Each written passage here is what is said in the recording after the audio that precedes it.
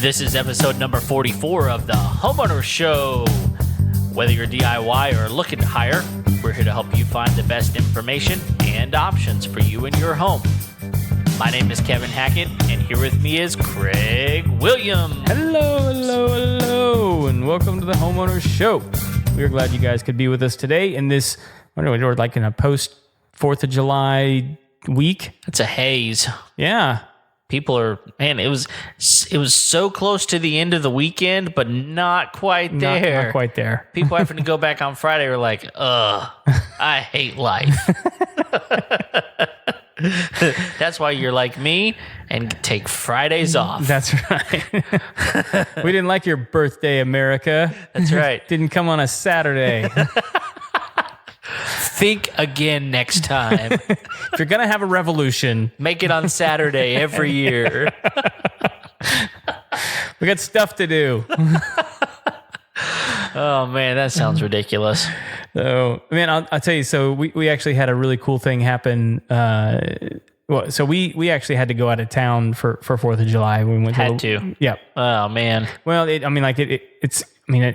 is an obligation, but it's fun. Sure. So, every 4 years, the family reunion's in Louisiana. Okay. So we went to Louisiana. All right. And visited with the family and had a good time. Family, you mean? The family.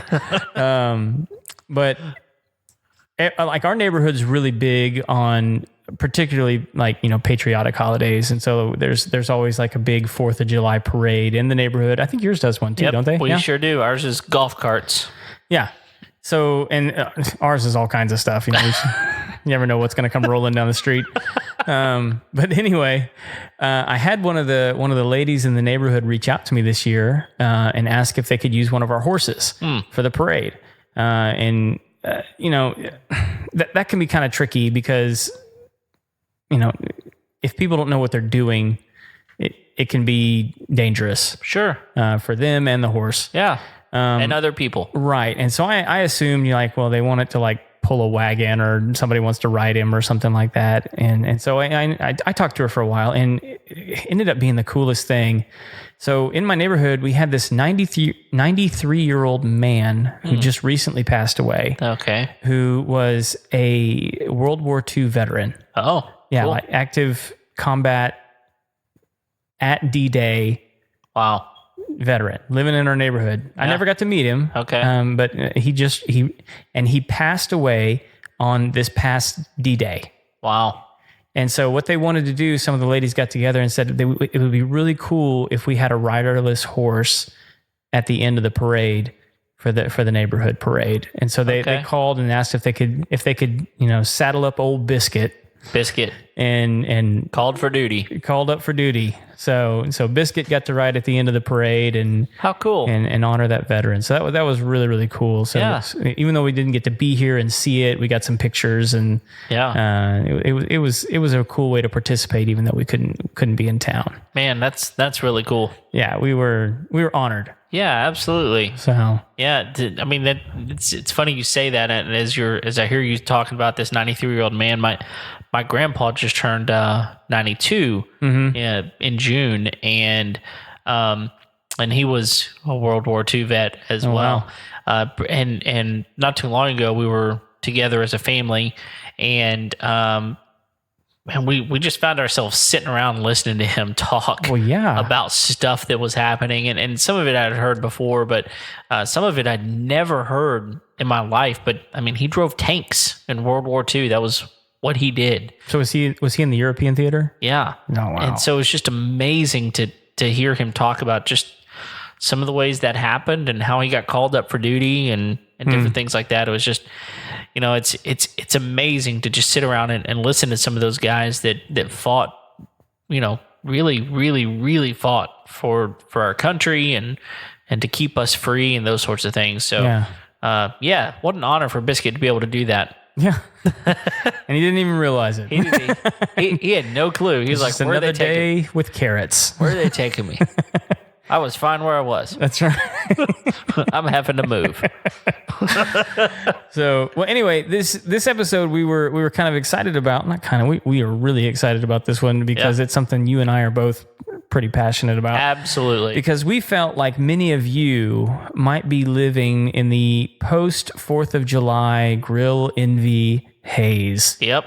And so we decided to have an episode where we talked about all the types of grills that we love. Well, yeah. Well, all of the types of grills, and then the ones we love. And then the ones we love. Yeah. Yeah. Yeah. So this is gonna be interesting as we just kind of go through and talk about different types, because I don't know if you know, it's amazing to me whenever I talk about grilling how many people don't understand the type of grill that I have. Right. I may say it and they don't understand. So I really enjoy, talking about those sorts of things. So, and most people don't care and just want a Weber. right. And there ain't nothing wrong with a Weber. No, it does what it was intended to do.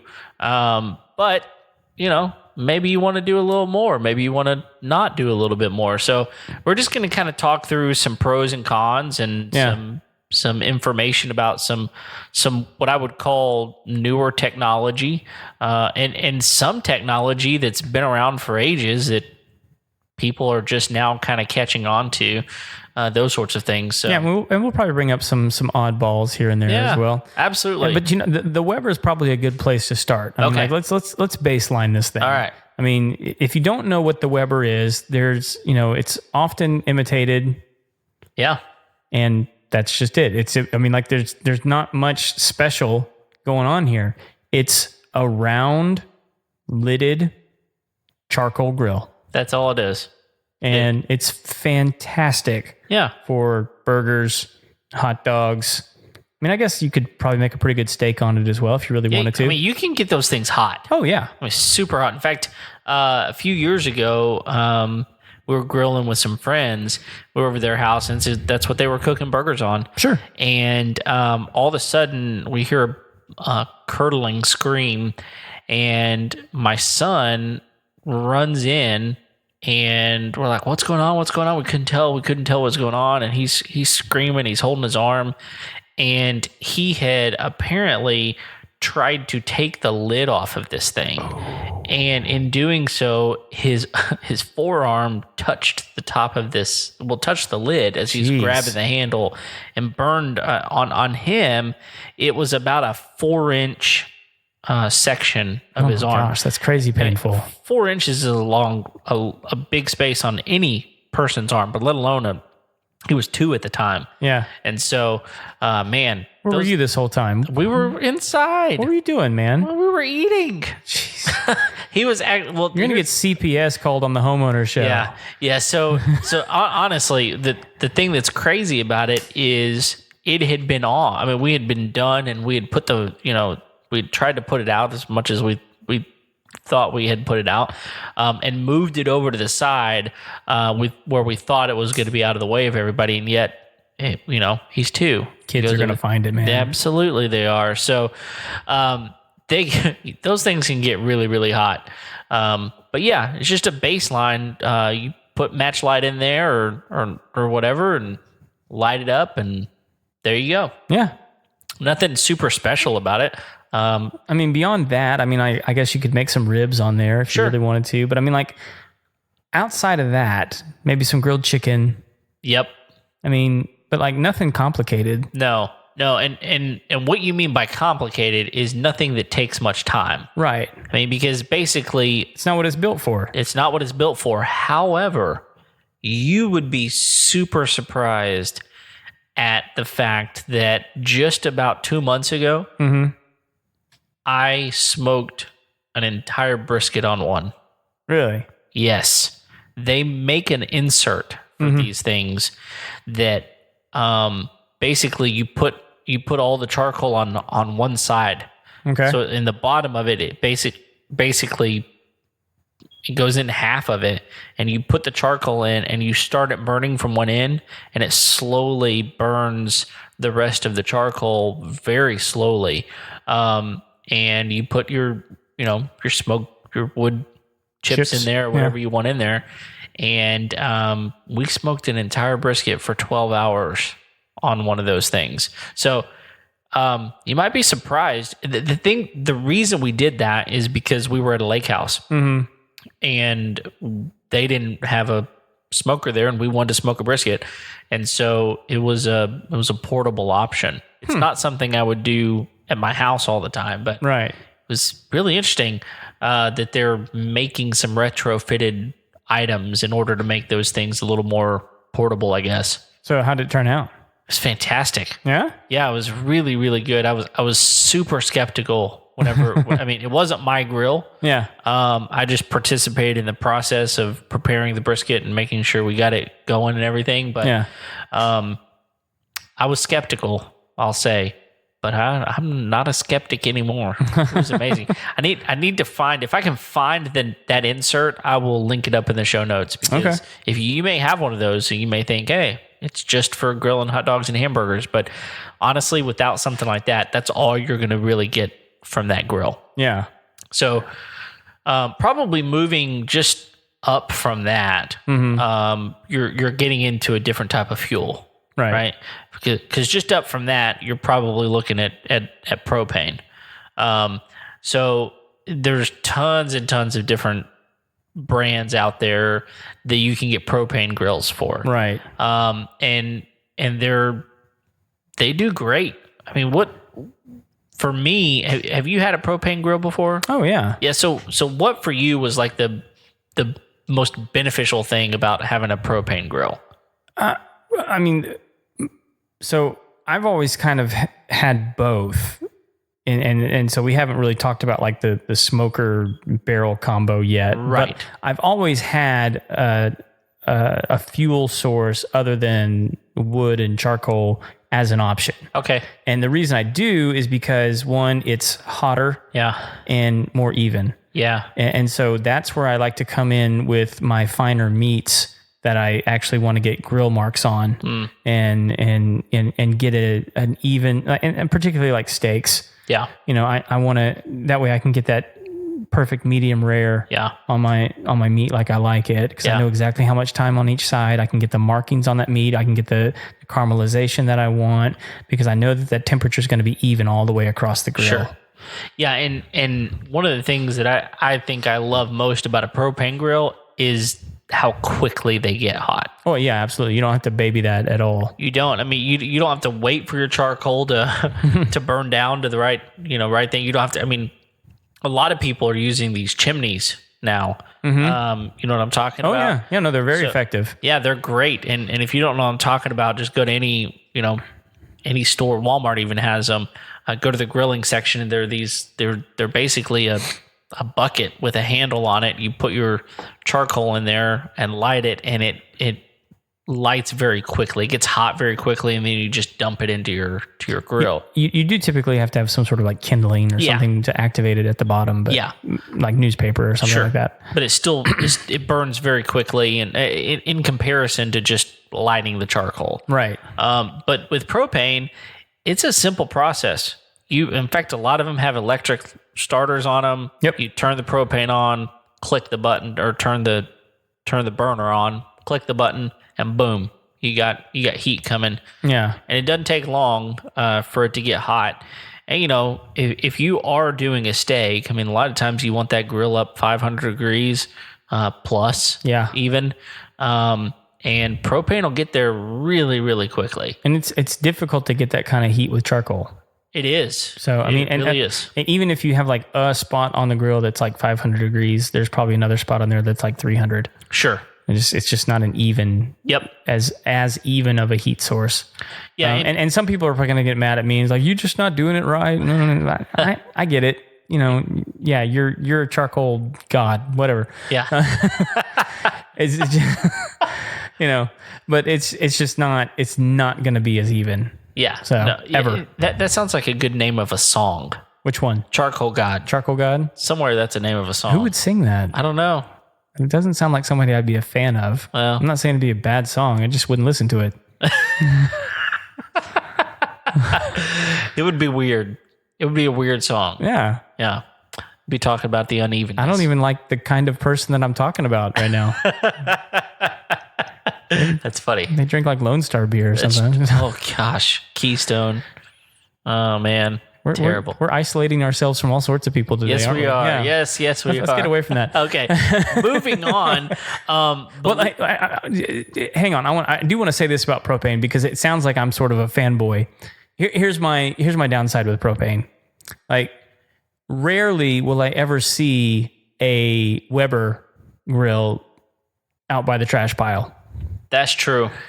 I consistently see propane grills out by the trash pile. And I think part of it is because there's a lot of them out there that are just really terribly made, and they only last like a year. Thin metal. Yeah, and so they rust and corrode, and the burners just go to pot really, really easy. And so what I will say is that's not the case with all propane grills. Correct. You know, if you're willing to spend a little bit more money, you can get one that can last a really, really long time that has, the burners are easy to replace. And, but most people tend to go the route of buying the 129 special from the grocery store or something. Right. And look, it's just not going to last. No. And I guess that would be one of my recommendations. If you're going to go with a propane grill, which let me tell you, they're popular, they're inexpensive, and they do a great job if you want to cook, chicken or hamburgers, hot dogs, steaks, if you want whatever, steaks.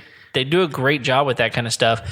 Find a grill if you want to keep it for a long time. Find a grill that has thicker metal and that has parts that are common and replaceable. Yeah, and those parts are going to be things like the grill grates. Not all grill grates are created equal. Right. And the burners specifically. Find something that you can replace those things on, and you could potentially keep that grill for a very long time. Yeah. And again, I think the product that you intend to create with this thing will determine the kind of grill you ultimately end up getting. Because like we said, you're probably not going to make a brisket on a propane grill. Not one that you want to eat. Right.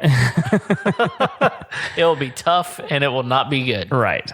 So, yeah. Now, let's maybe take a step back, because what we did not mention probably the most basic of all grills, and that's just a fire. A fire. Yeah.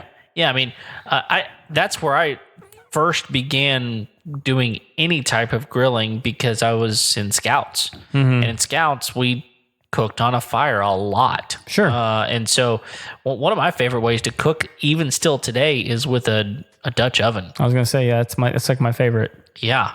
I mean, one of my favorite things to cook in a Dutch oven is a pineapple upside down cake. There you go. Oh man.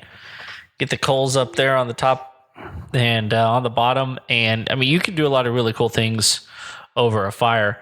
So don't ever limit yourself on, and you can I mean, like, it's cheap to make a fire. Sure it is. Safely. Yeah.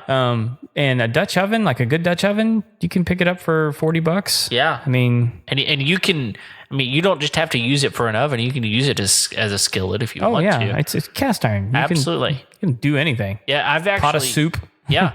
I've actually rigged up just a skillet with a lid. Turn the lid upside down and make a skillet with it. Yeah. So...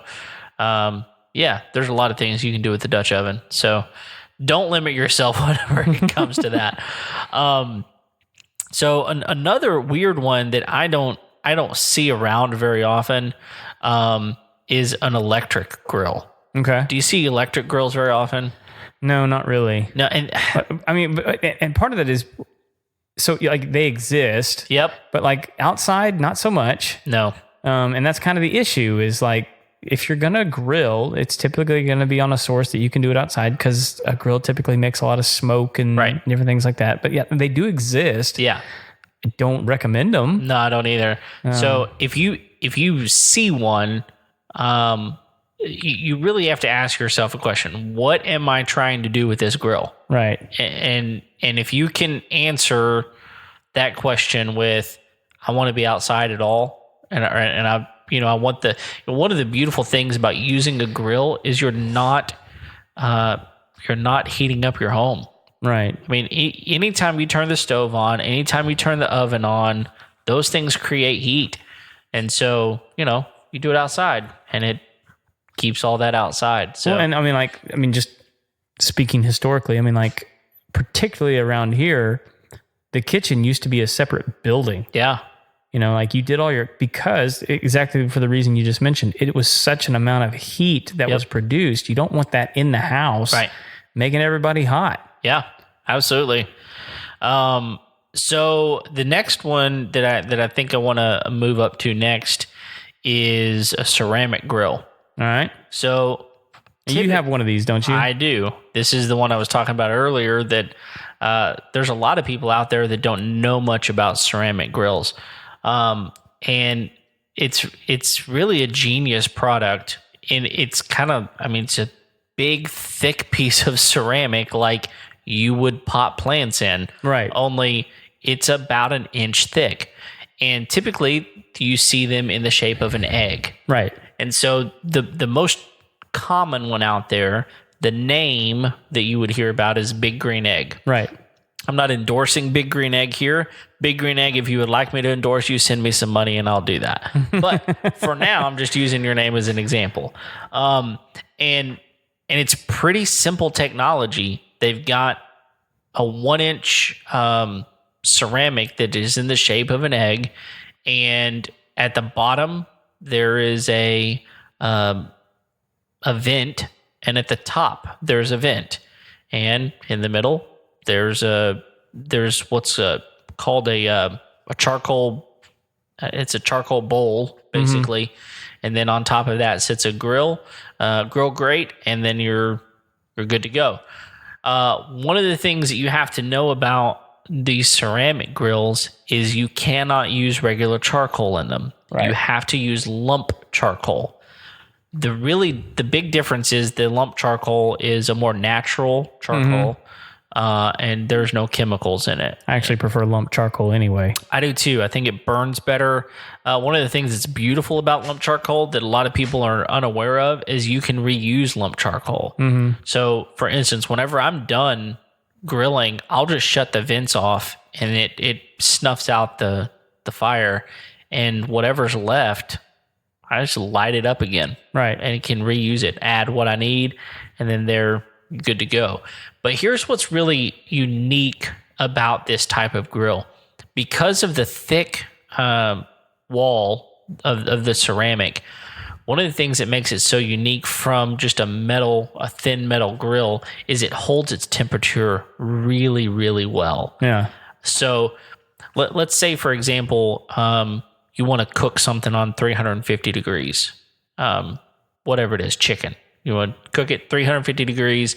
You can set this thing, based on the vents, set it to where the temperature comes up to 350 degrees, set your vents just right, and it'll hold that temperature for hours, which makes it exceptionally good at doing things like smoking, and you can bake on it. I would much rather cook a pizza on my egg than I would in my oven. Yeah. For lots of reasons. If you've ever taken a frozen pizza and put it in your oven, do you do this very often? No. So if you do, but I'm weird like that. That's okay. I like to make the dough. I like to make the sauce. I like that too, but sometimes expediency is of the essence. So these things tell you to just put them directly on the grate. Right. And there's a reason for that, because they want the dough to get crispy. Right. So you have a crust. If you put it on a pie sheet or whatever, it just doesn't get crispy the same way. Well, when you do that, stuff falls off sometimes. Right. It's in the bottom of your oven, and then it's there forever, and it's awful. Yeah. You do that in a grill, no big deal. Burns it up. Falls down, burns it up, no big deal. I've cooked casseroles on my grill. I have not done this, but I went to a demonstration one time, and they were cooking cookies, chocolate chip cookies, on the grill. Because again, these things hold their temperature so well, like an oven, right, that it gives you a consistent temperature in there at all times. So it's a beautiful thing. But you can also smoke on these things. So they have what's called a deflector plate that you put down on top of the charcoal bowl that deflects the direct heat, so you get indirect heat instead of direct heat. Direct heat is what you're getting from a flame, just comes straight up, touches your food, whatever. Direct heat. Indirect heat's going to kind of create more of that oven effect. And so you put your wood chips down at the bottom, and big pile of charcoal, and you can cook for 12 hours, and it's going to hold its temperature really, really well. I've smoked multiple briskets, ribs. I've smoked a ham, which was a lot of fun. Yeah. I've smoked chickens before, pork butts, all those sorts of things, and they consistently turn out incredibly good. Have you done? And this is kind of a little bit of tangent, and maybe really more apply to like the propane grill we were talking about. Okay. You done much fish? I don't like fish all that much. Yeah. I like shellfish quite a bit, but like just regular fish, I don't cook much of it because I don't prefer it. Yeah. So I really can't speak towards fish very much. Now, have you ever? And I'm asking this for a reason. Have you ever like caught a fish that day, cleaned it, and then thrown it on the grill? Yes, but not on my grill. I've done it over at other people's house. And you still didn't like it? I actually do like that. Okay. And what? Yeah. Because that made a significant difference to me. Oh yeah. The more fresh the fish is, the more I like it. In fact, we were up in Alaska one year for a vacation, and I mean, people either like salmon or they don't typically because it's got a kind of a strong taste to it. Sure. Man, that stuff that came fresh out of the water, so good. Yeah. Yeah, it was so good. So that does make a big difference. So I was just gonna say, I mean, like grilled fish, fresh grilled fish, phenomenal. Yeah. Absolutely phenomenal. Yeah. If you can do it. Yeah. If you can find it. Well, I mean, it's not easy to prepare either. No. I mean, like you can overcook it and then it's just nasty. Yeah. Sure. So. Yeah. So, one of the things I love about this grill too is you can get it really hot. It is not difficult for me to get this thing to 600 degrees. Oh, wow. For steaks, for example. And the reason you get it that hot is because you don't want the inside to cook. You want the inside to be, not cooked as much. So you get it really hot, you flip it, you're good to go. Just a few minutes and you've got good steaks. Yeah. The thing, one of the real big downsides to these grills, couple of them. One of them is that they take forever to cool down. I was going to say, yeah. They take forever to cool down. I mean, it's not unusual. For instance, let's say I'm just doing chicken breast. I'll typically, personally, I cook that on about 350, and I'll go out there 3 hours later and it's still 100 degrees. And that's 3 hours after I'm done. They take forever to cool down. So part of the problem for me is I have mine covered. Well, I have to remember hours and hours later to go back out and cover it. Where a lot of these, a propane grill, for example, you cook your meat, go inside, you eat. By the time you're done, go cover it back up. Yeah. I will say this: there's another benefit that you get from these ceramic grills that I have not found with any other grill, and that is because of the thickness of the grill itself. They retain moisture in meat really, really well. I've overcooked chicken accidentally, and it still comes out moist.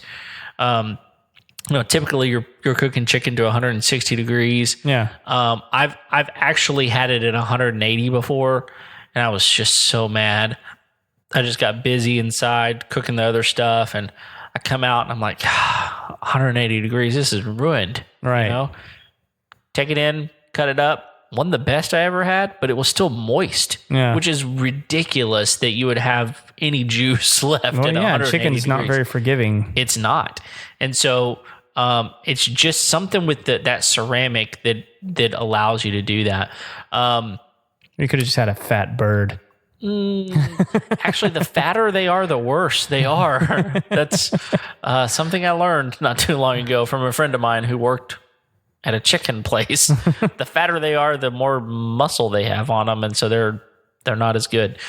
Okay, so I told you one con about them, which is just that they take forever to cool down.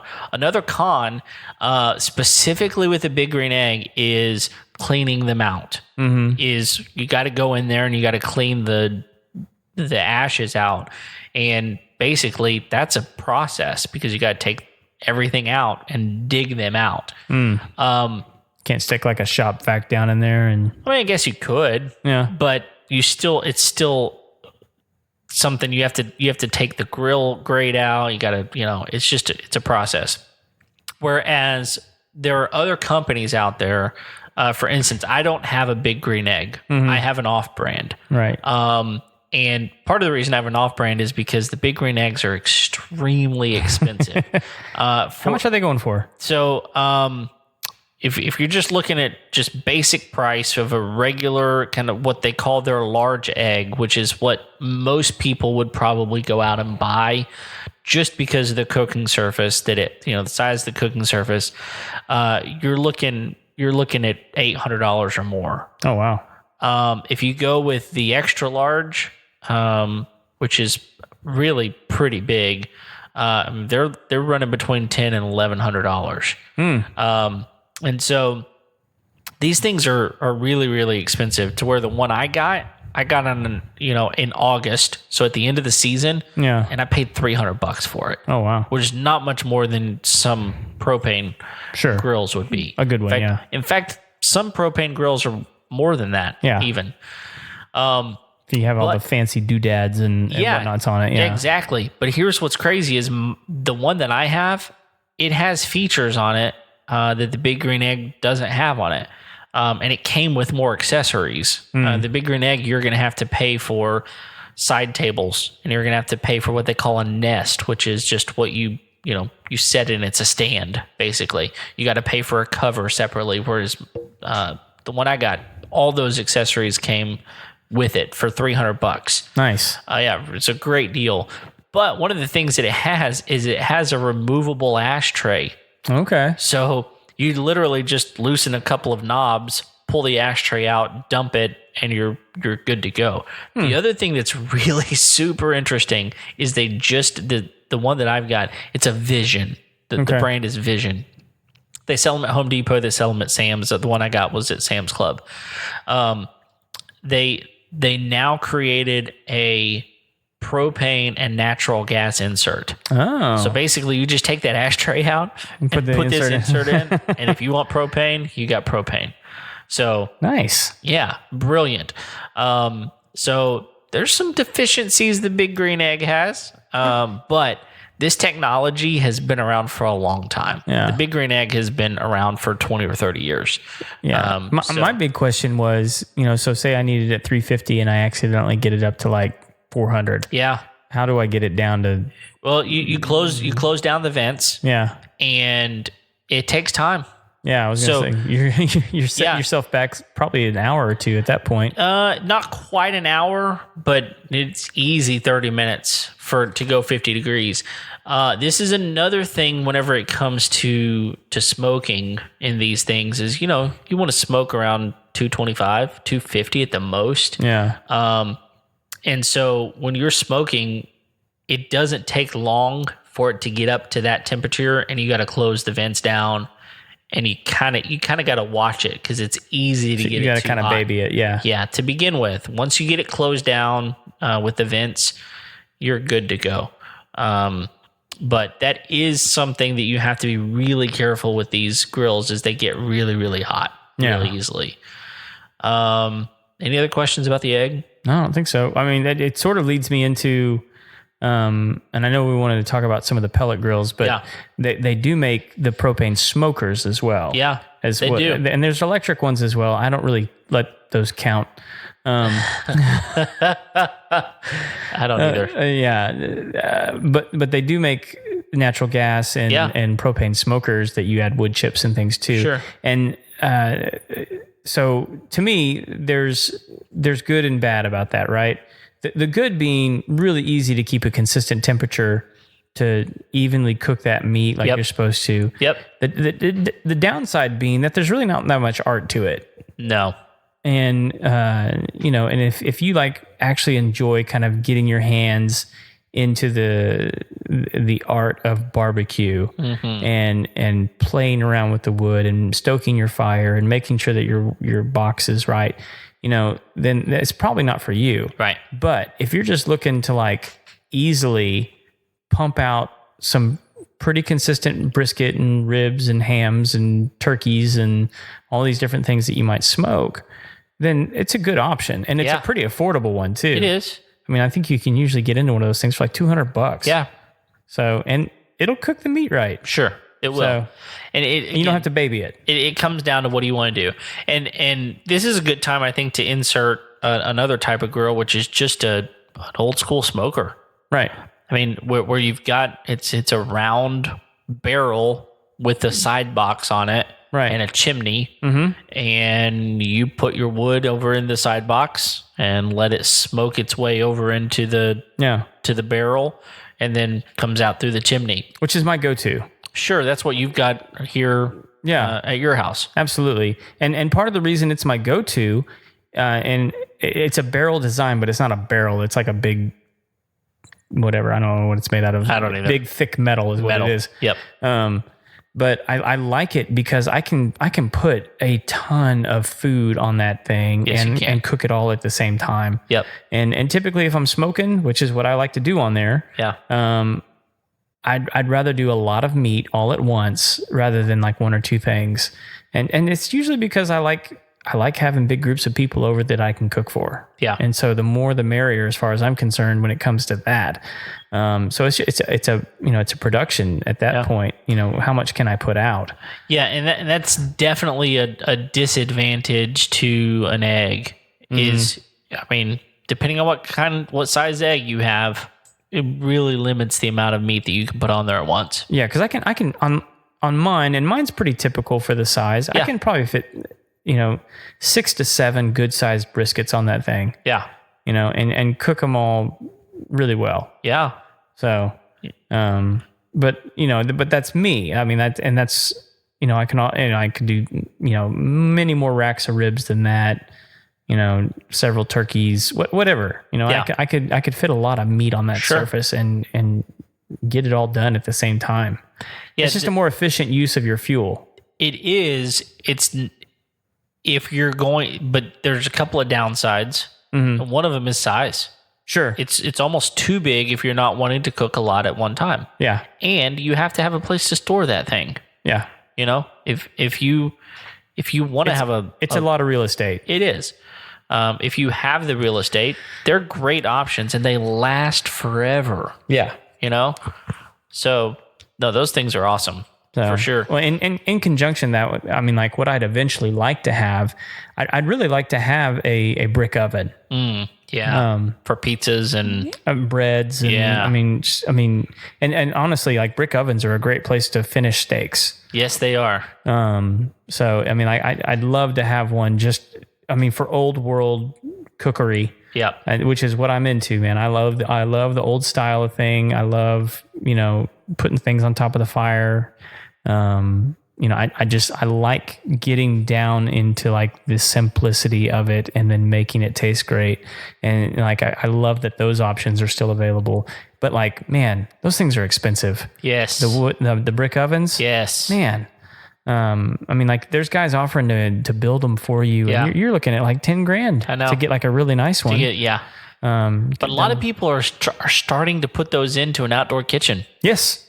Yeah. I mean, it's very popular these days. It ought to be, man. It makes fantastic food. Yes, it does. But again, it's expensive to operate it as well. Yeah. It takes a lot of wood. Yes. To get that, half circle of fire going in those things. And then you got to maintain it. And it's just a whole ordeal. But, if you're having a big party, it's a nice piece.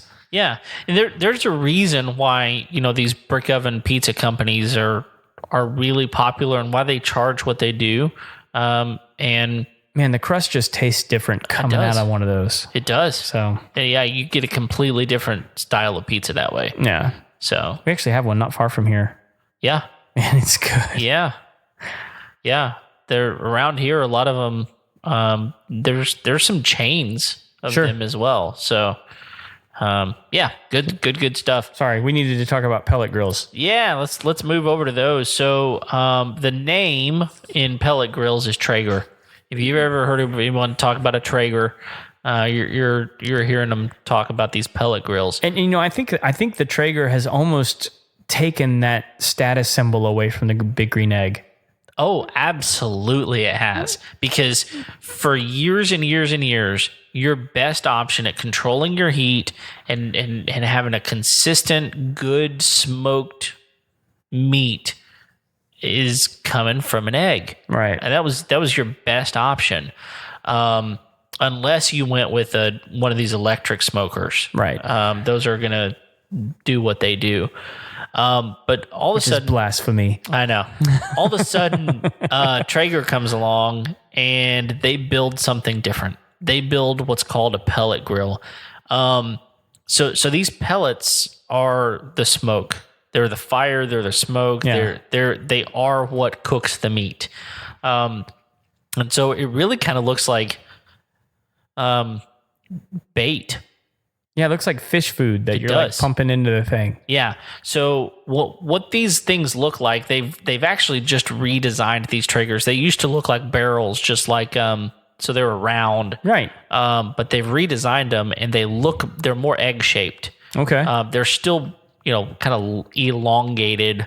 But they're now got a little bit of an egg shape if you're looking at them from the side. They've redesigned that because they say that the way the smoke rolls in there rolls a little bit different. But most of the knockoffs that you find, they're just round. Okay. And basically, the way these work is on the side, just like you would have a firebox on a regular old school smoker. These have a little box over to the side. You pour the pellets in there, and it's a hopper. Yeah. And so this thing, it turns, and when it does, it feeds these pellets into the actual cooking area. And what's really amazing about these things is that it's a set it and forget it type of thing. Yeah. So they're electric. And so... Well, they're electric, but they're still burning. Oh, yeah. It's weird. The what's electric about them is the hopper. Yeah. The hopper is electric, and so on the outside of the hopper, you've got some, well, they're not all of them are electric as far as the knobs go, but basically you've got some settings, and you can set the amount of heat that you want. So you can tell it, I want it to be this degree, and then you can set the amount of smoke you want. And a lot of them, the more reasonably priced ones, I'll say that, are kind of like a light, medium, and heavy amount of smoke. So depending on what you're doing, you may want a lot of smoke at the beginning and a lot less smoke at the end. A lot of brisket is done that way. Yeah. In fact, most people, they'll wrap their brisket. Yep. And that keeps the smoke from continuing, but you're just cooking the inside at that point. Yeah.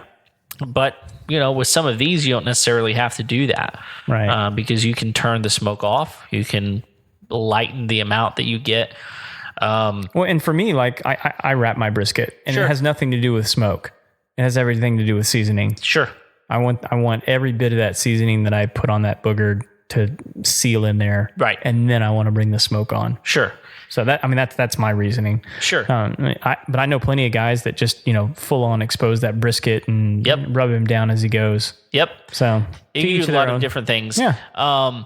So what's really interesting is Traeger has decided to go all in, and they have now got Wi-Fi options for theirs. I'm not kidding.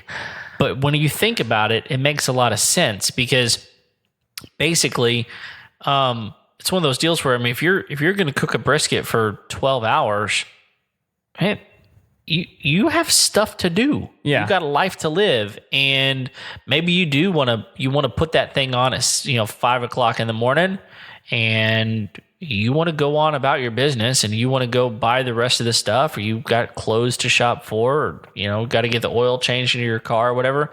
All you have to do now is look at your phone, and it'll tell you exactly what your grill's doing. Yeah. And so then you can. I'm sorry. There's just something so wrong about that. I agree. And I understand that I'm probably being a little hypocritical. A couple episodes ago, I was like, I got Bluetooth on my lawnmower, but this is just there's just something about it that, like, if you're gonna do this, for me, like, man, you need to, like, slow down. Yeah.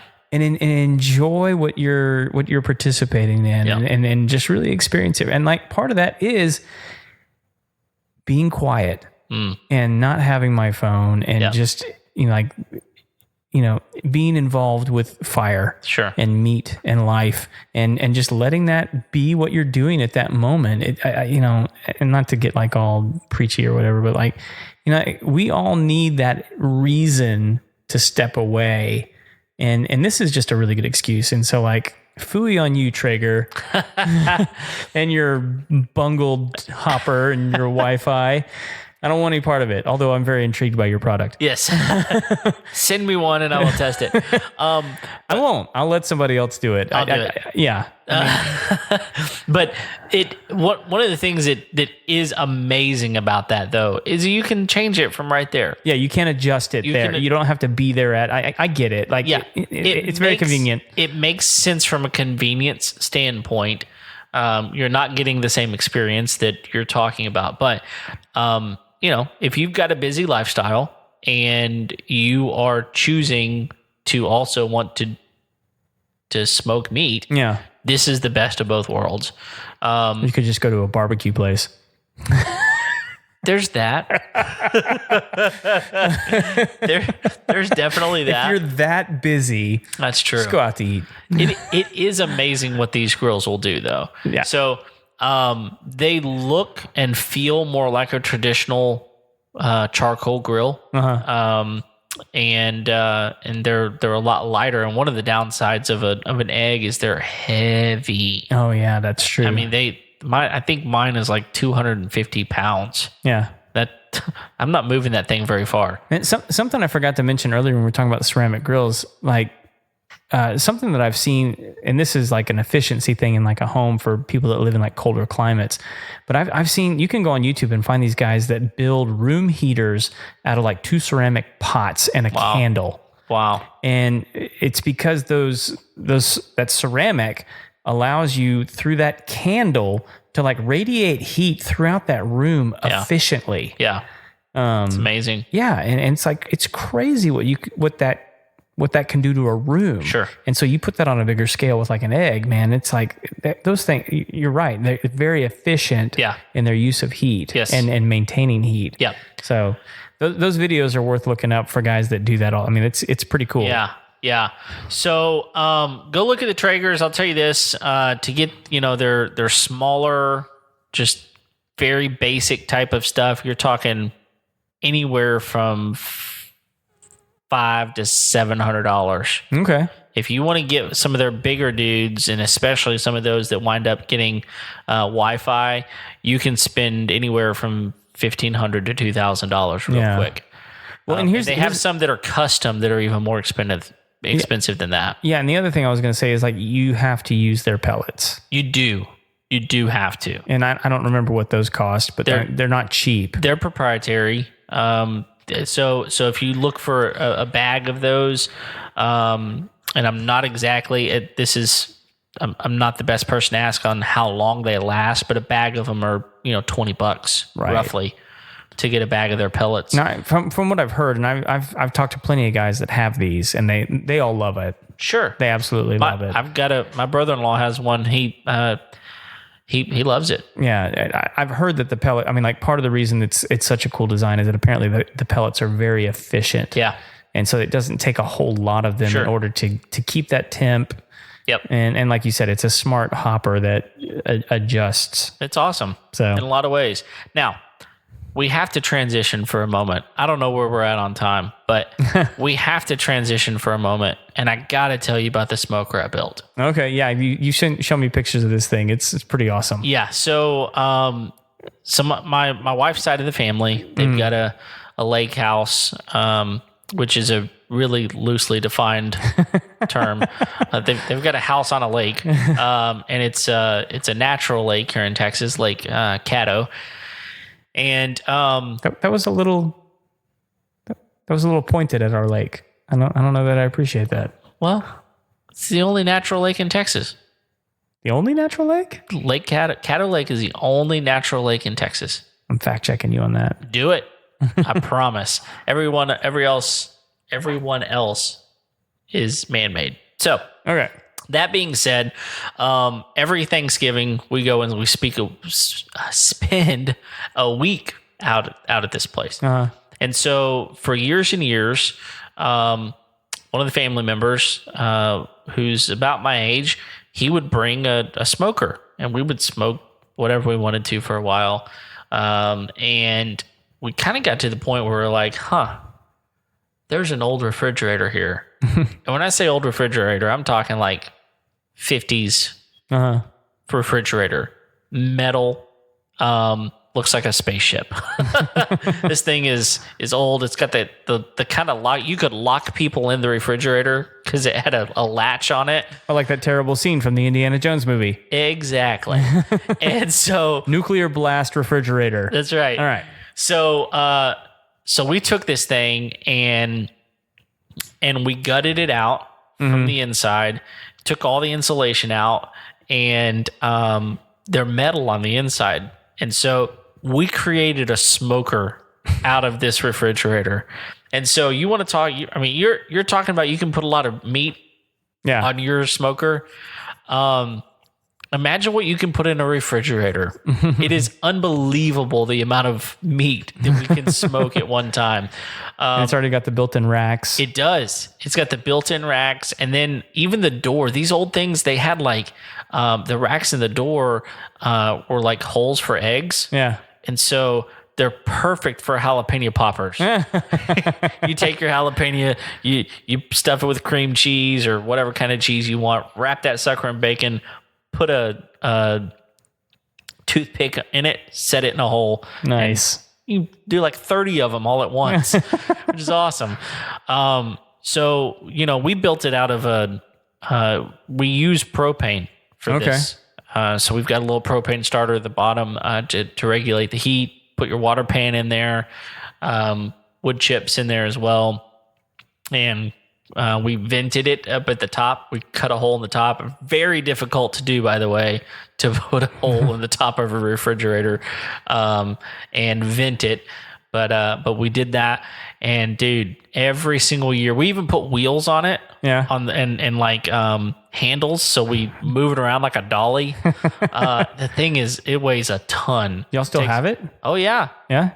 Still in use? It gets used every year. That's awesome. We've been using it now for I guess it's been about 4 years now. Dude, you got to put some pictures up on our Instagram page about this thing. I've got it. People need to see this. I'll do it. Now, here's what's amazing.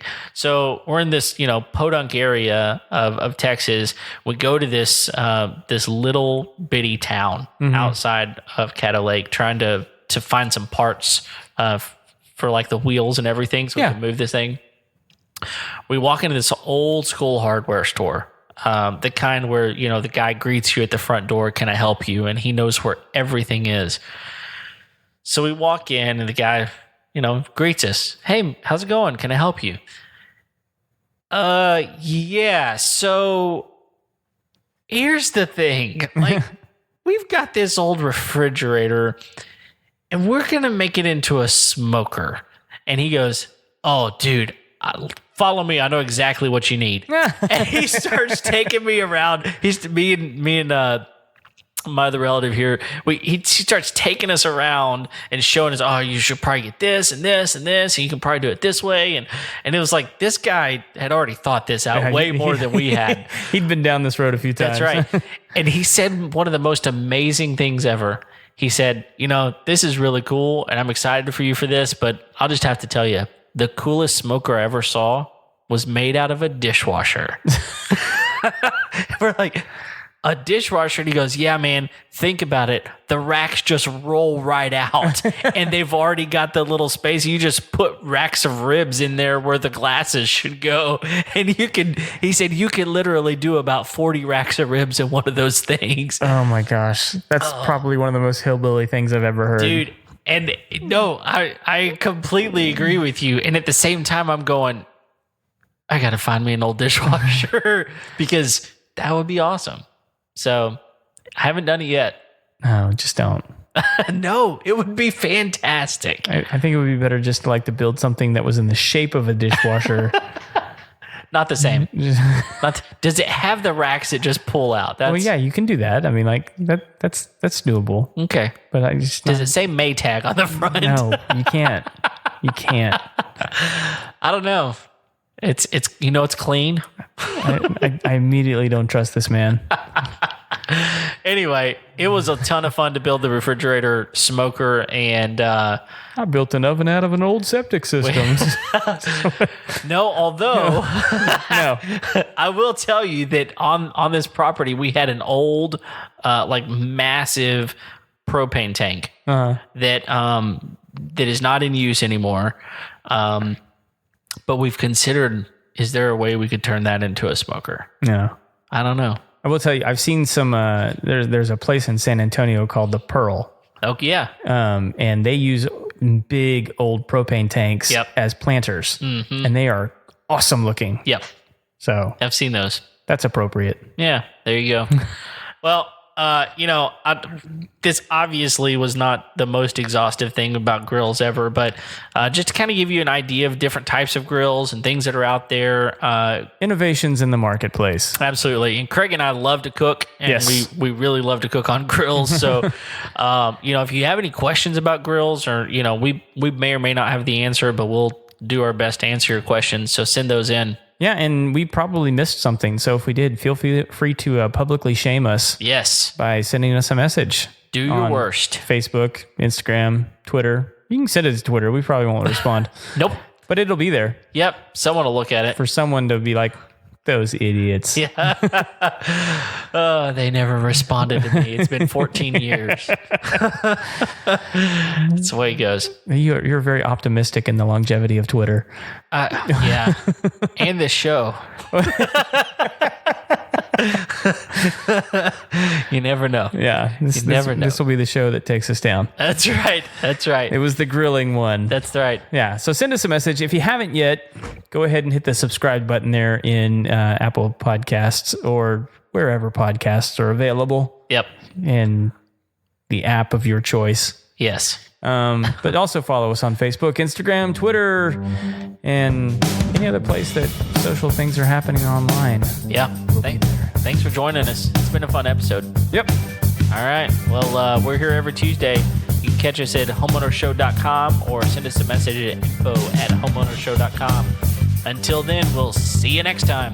See ya.